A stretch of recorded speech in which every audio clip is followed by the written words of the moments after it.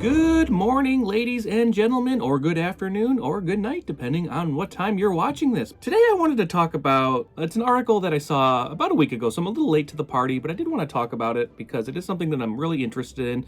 And I thought I could also, bring my 2 cents into this from someone who has a little bit of experience with this stuff. So there was an article that came out a little bit over a week ago on Variety, and it was titled, "Mia Goth Accused of Kicking MaXXXine Background Actor in the Head in New Lawsuit." When I first saw this pop up on the Variety homepage, I kind of was like, are you kidding me? Oh my god. Okay, let's take a look at this thing. So I read it, and the reason I wanted to talk about it was because Mia Goth has become one of my probably favorite actresses of the silver screen over the last few years. I really enjoyed X, the kind of grimy, grindhouse, exploitive 70s film.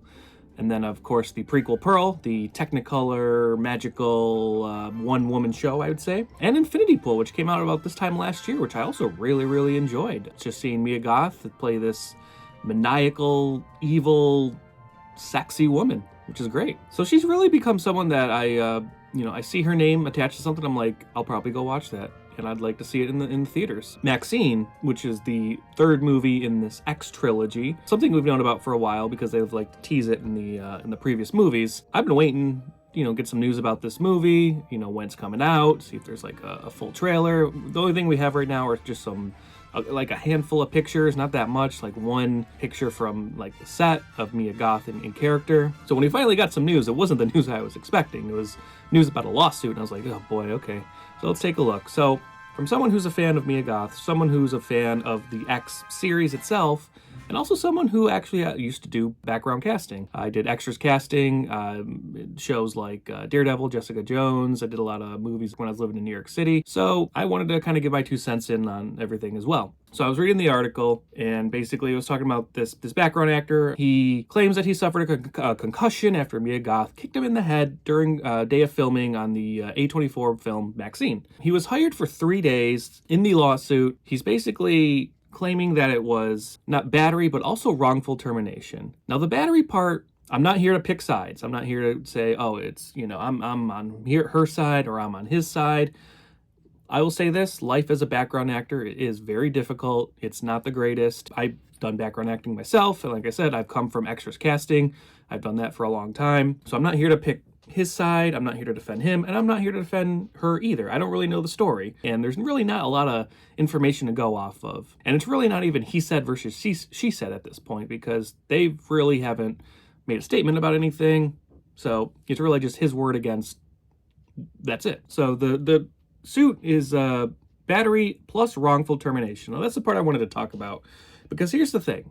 When you're cast as a background actor, you are a day player. Now, what is a day player? A day player is someone who is essentially hired and fired the same day.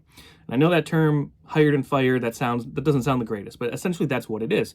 You are hired for that day, and then once that day is over, your employment ends. Now, if you were to be brought back, let's say you were brought back for the next day, you are essentially brought back as a rehire.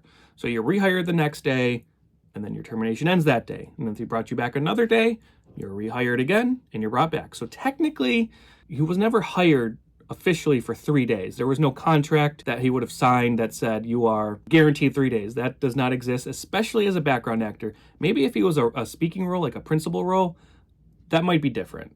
But because he's a background actor, and I don't even know if he was SAG or non-union. So really this 3-day hire, it was more of like almost like a moral contract. Like, hey, we want you for 3 days. Make yourself available for these 3 days. And he would say, okay, great. I'm blocking these 3 days out just for you.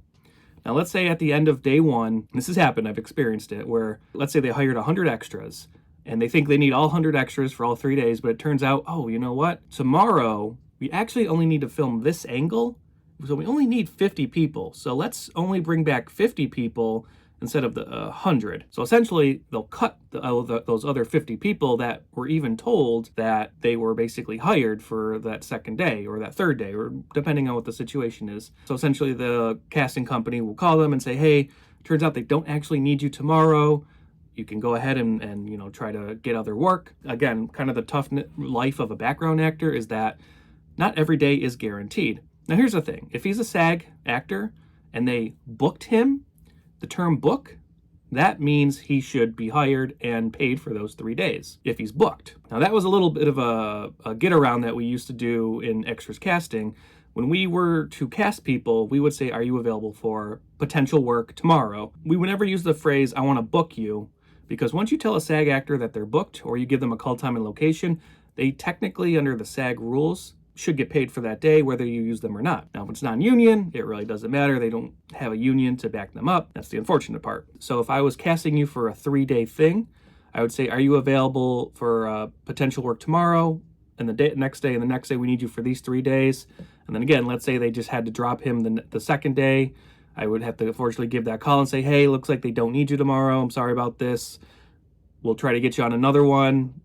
Go ahead and see if you can get other work. For this person, because they were hired as a day player, that 3-day hire was essentially more of like a moral contract. Like, hey, we need you for these 3 days, but technically you're going to be hired every day, terminated every day, rehired. And I know the word terminated doesn't sound the greatest, but essentially that's what it is. You're hired, and then at the end of the day, your employment ends. If they bring you back, you're brought back as a rehire. So that's just something I kind of wanted to clarify on this in this article. So he's suing for wrongful termination. I don't think that would really have much weight in the courtroom, because wrongful termination, when it comes to being hired as a background actor, it doesn't really mean much. He was never like a staff person anyways. That's another thing. I've worked on shows where I was a day player as a PA, and again, it's the same idea. But then I worked on shows where I was a staff PA, and what that means is you're basically guaranteed your like 40 hours. And I remember I worked on this one show where there was a ton of staff PAs, and at the end of the show, there's just a bunch of us just standing around because there was nothing to do. And I just remember thinking, like, why are there so many of us here?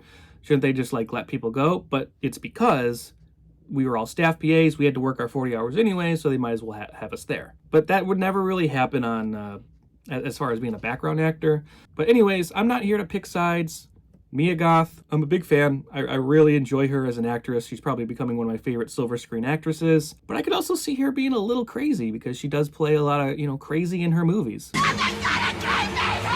Sorry, Mia, I didn't mean it like that. But I could see her being a little intense, especially on a working set environment with this type of character, because the MaXXXine character herself is pretty crazy as it is. I don't know how much they're going to go with that in this new movie. And I don't know if Mia Goth, she is kind of into that method acting. She is married to Shia LaBeouf, who's kind of known for his little intenseness, especially when on set. So I don't know if Mia Goth is kind of that method actor, and maybe she was just playing that while they were filming. And again, I'm not here to pick sides, but I could see her being a little crazy. And you know what, for this background actor, I mean, the whole thing is, he said she almost kicked him in the head on one take. He said something to the AD, and then the next take, that's when she kicked him in the head. As far as how much, was like a little bump? Was it like a huge, knocked him in the head? And who knows what kind of boots she's wearing? Were these those military style boots? Who the heck knows? It'll be interesting to see how this plays out. It's interesting timing as well, because the movie probably will come out till later this year. I'm still super excited. It's probably one of the most excited I am for a movie coming out this year. I'm hoping it does come out at some point, probably the fall. Is this going to stop me from seeing this movie?